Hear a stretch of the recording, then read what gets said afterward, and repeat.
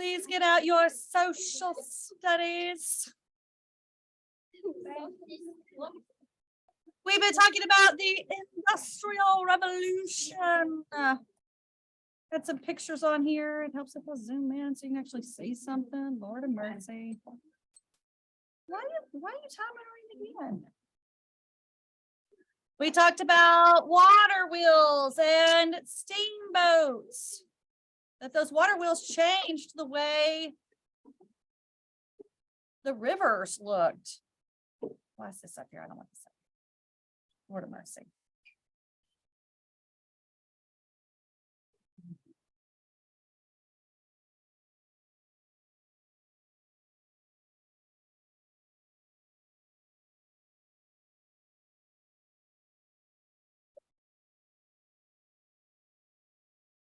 We talked about the mechanical reaper yesterday, being able to reap the wheat. So we could become the breadbasket of the world here in those Great Plains of America. So all of these advancements, what we're going to talk about today is how we're all the United States, Michaela, but there are three big sections that emerge. Okay, here's a picture of what the North was looking like. Okay, we're seeing factories, we're seeing industry, we're seeing lots of people moving in. We're seeing people not living out in farmhouses, we're seeing living in apartment buildings and lots of people stacked in together happening in the North. Whereas in the South, we're seeing bigger and bigger plantations with more and more slaves and slave owners. Okay, because they are the ones growing all the crops, all the cotton that's being sent to those factories, so the factories can make all of those cloth and things. So North and South, we see a huge division, and then the West even looks different than the rest of the country. Now, you may be like, well, why are you telling me that, Ms. Patterson? I don't really care, so what? Well, because the next war that we're going to head into in a couple weeks is between the United States versus the United States. And if you think about it, someone, excuse me, ladies, someone who lives on a farm is probably not going to have the same needs and concerns as somebody who lives in a factory and in a city. And when you have a country that's trying to make laws and rules for everyone to follow, it becomes very complicated when the groups in the country are very different. It's hard to please everyone when everybody is so different.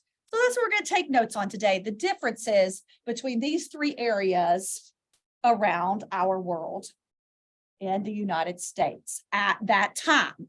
Okay, so in this top corner here, see where I am? The three's over here, come here. I'm going to put North.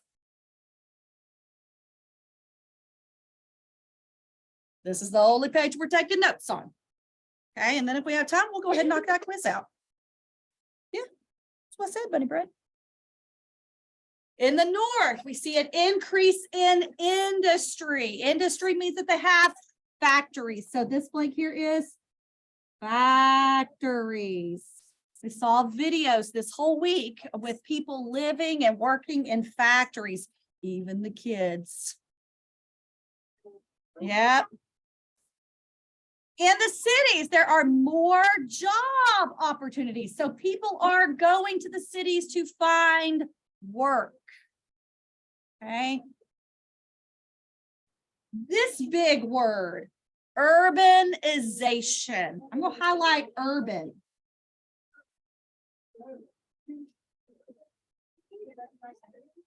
Yes, some folks will like urban air. Well, urban, the word urban literally means city. So we talk about urbanization. That means making cities. We had cities before, but now it's starting to look more like the cities that we think of, with the high rises and the skyscrapers and the big factory buildings. Pollution, lots of people. Okay, that's called urbanization. That's the making and growing of cities. And there's a population shift. Population is the number of people. They are shifting.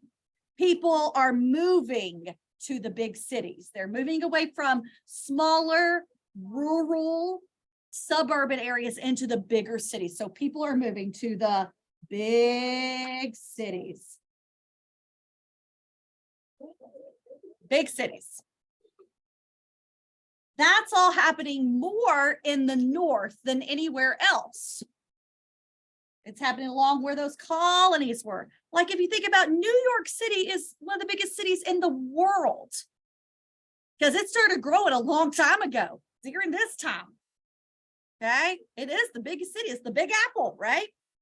So in the north, whereas in the south, down here where we have warmer climates, better soil for growing things. Well, the South, we still don't have any really big cities. If you think about it, even Nashville's pretty big, but it does not even scratch the surface on what New York looks like. New Orleans is pretty big. It's a major port, but it's still nothing like New York City and Chicago. Okay, those northern cities. So down here in the South,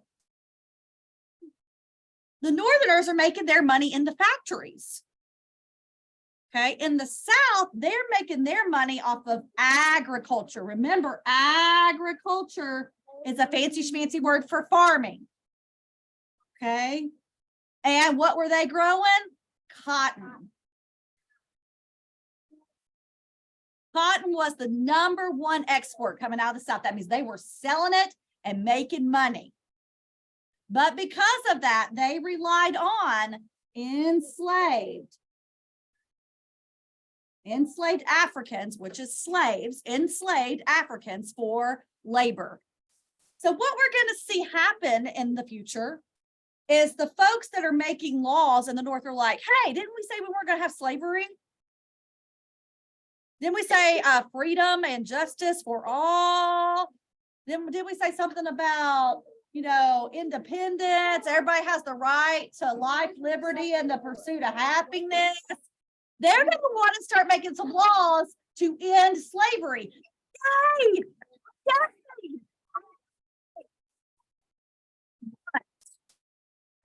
You know, there's always a big old but there, okay? But if the North passes laws to end slavery, what happens to all of these plantations?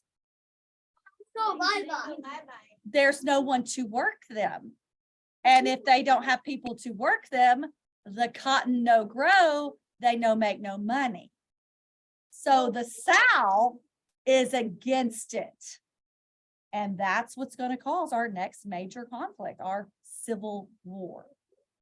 Meanwhile, people are also streaming out into that Louisiana Purchase and that Northwest Territory.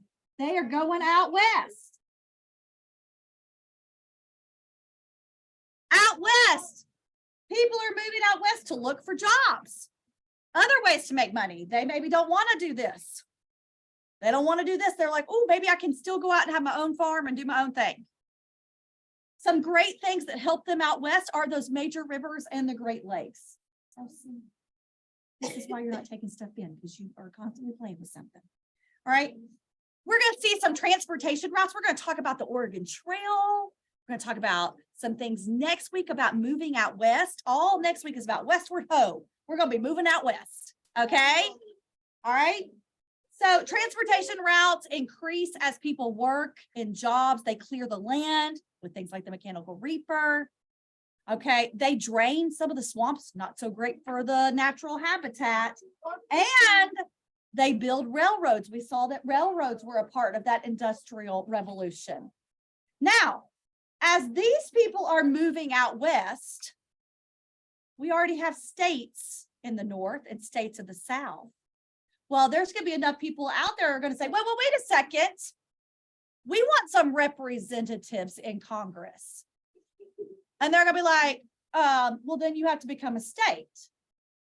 Okay, well, if you become a state, then you have to obey the laws that are a part of the United States, right? And so the Northerners are going to say, new Western states, no slaves out there. And the Southern states are going to be like, well, then they'll vote against us. We don't want that. So we see a whole bunch of conflict coming out from these areas because these folks want to become states. The northern states wants them to vote with them. The southern states wants them to vote with them. And so we see a conflict happening there with what are we going to do with the West as it becomes statehood? Okay, and that's where we're headed as our year continues. I'm going to keep telling you the story. Patterson. Yes,